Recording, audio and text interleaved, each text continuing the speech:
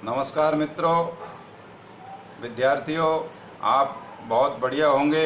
मुझे उम्मीद है ऑनलाइन क्लासेस का आप पूरा मज़ा ले रहे होंगे, क्योंकि ऑनलाइन क्लासेस एक टेक्नोलॉजी का कमाल है।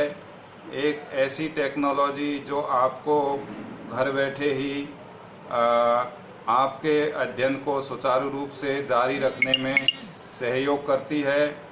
वर्तमान समय में महाविद्यालय कोविड-19 के कारण बंद है, क्योंकि सरकारी एडवाइजरी के अनुसार एक जगह एकत्रित होने से कोविड-19 का खतरा है वो ज़्यादा बढ़ने की संभावना के मद्देनज़र ये एहतियातन सरकारी एडवाइजरी के अनुसार 30 सितंबर तक स्कूल एवं कॉलेजेस विद्यार्थियों के लिए बंद रहेंगे। परंतु हमारा जो शैक्षणिक कार्य है वो हमारा आयुक्तालय कॉलेज शिक्षा राजस्थान जयपुर के अनुसार, उनके दिशा निर्देश के अनुसार जैसे ही आदेश प्रसारित हुए उसी दिन से हमारा ये शैक्षणिक कार्य ऑनलाइन बेदस्तूर बरकरार जारी है नियमित रूप से। आप, मुझे उम्मीद है इन वीडियो जो ई कंटेंट के माध्यम से मेरे द्वारा एवं मेरे अन्य साथी जो शिक्षक साथी है उनके द्वारा भी दिए जा रहे हैं, उनको आप अच्छी तरह से पढ़ सकते हैं, देख सकते हैं, समझ सकते हैं। और यदि आपको किसी भी प्रकार की कोई समस्या है तो हमने पूर्व में आपको मोबाइल नंबर भी बतलाए हैं कि आप किसी भी प्रकार की यदि कोई समस्या हो तो आप हमसे कांटेक्ट कर सकते हैं। हम आपकी जिज्ञासा को शांत करने का पूरा प्रयास करेंगे और उम्मीद करते हैं कि आप इस कोविड-19 के जो समय है इसको बर्बाद न करके और इस समय का आप सदुपयोग करेंगे, और करना भी चाहिए, क्योंकि समय बहुत द्रुत गति से चल रहा है। समय और अवसर किसी की प्रतीक्षा नहीं करता। एक सेंटेंस है, समय और अवसर किसी की प्रतीक्षा नहीं करता। इसलिए हे विद्यार्थियों, आपको भी अपने समय का पूरा ध्यान रखना है। टाइम मैनेजमेंट का आपने पढ़ा होगा कि एक एक मिनट, एक एक सेकंड या एक एक पल कितना मनुष्य के लिए भारी पड़ सकता है और वो कितना फ़ायदेमंद भी हो सकता है और नुकसानदेह भी हो सकता है। तो इसलिए हमको समय का पूरा ध्यान रखते हुए अपनी स्टडी पर, अपने अध्ययन पर पूरा मनोयोग से ध्यान देना चाहिए। अब हम आते हैं अपने विषय, जो टॉपिक है हमारा, जो बीए पार्ट सेकंड संस्कृत और द्वितीय प्रश्न पत्र वैदिक साहित्य के अंतर्गत हम ऋक् सूक्त कुसुमांजलि का अध्ययन कर रहे हैं। ऋक् सूक्तावली का। मैं प्रोफेसर सुरेश चंद्र मीना, सहआचार्य संस्कृत, राजकीय महाविद्यालय गंगापुर सिटी। आपको लगातार आपके संस्कृत से संबंधित जो भी आपकी समस्याएं हैं उनके लिए हमेशा आपके साथ तत्पर हूं।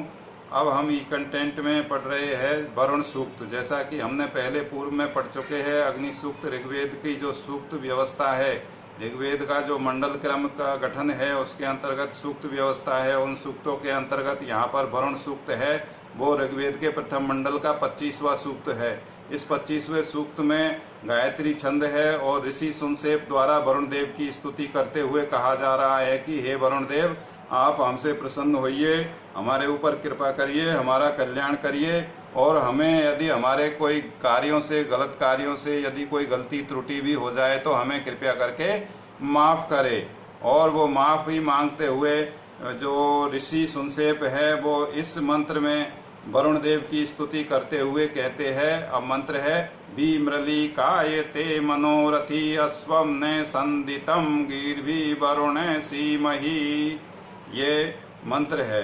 तीसरा मंत्र है। दो मंत्र हम पूर्व के ही कंटेंट में पढ़ चुके हैं। इस मंत्र का जो अनुवाद, जो अन्वय है वो है, वरुण मृली कायते मने गीर्भि भीमसिहि ने रथि संदितम अश्वम। तो वरुण, हे वरुण देव, ऋषि सुनसेप कहते हैं, वरुण, हे वरुण देव, मृलिकाय हमारे सुख के लिए, मृलिकाय माने हमारे सुख के लिए या हमारे कल्याण के लिए या हमारे भले के लिए, मृलिकाय ते मानी आप, यहाँ ते जो है वो आप अर्थात वरुण देव के लिए प्रयुक्त हुआ है। ते मने अर्थात मन का मतलब चित्त, मन अर्थात हे वरुण देव हमारे सुख के लिए, हमारे कल्याण के लिए, ते मने हम आपके मन को प्रसन्न करते हैं, आपके चित्त को हम स्तुति द्वारा बांधते हैं या प्रसन्न करते हैं। किस प्रकार से प्रसन्न करते हैं? गिरभी भी सीमही, आपके गिरभी मानी वाणी से या वचन से या स्तुति से या प्रार्थना से, विसीमही मतलब विशेष रूप से बांधते हैं। हम ऐसी प्रार्थना करते हैं कि हम आपके चित्त को, मन को बिल्कुल बांध देंगे, आपका मन इधर उधर नहीं जाएगा। इसका मतलब यह है कि जो ऋषि सुनसेव कहते हैं कि हम पूर्ण समर्पण, निष्ठा और ईमानदारी के भाव से आपकी प्रार्थना करते हैं, करेंगे, जिससे कि आपका मन पूरी तरह से बंध जाएगा। ने रथी, जिस प्रकार से रथी, जिस प्रकार से रथी, रथी का होता है स्वामी, रथ का स्वामी रथी, जो रथ का स्वामी होता है रथी अर्थात रथ को चलाने वाला, रथ को हाँकने वाला एक प्रकार से।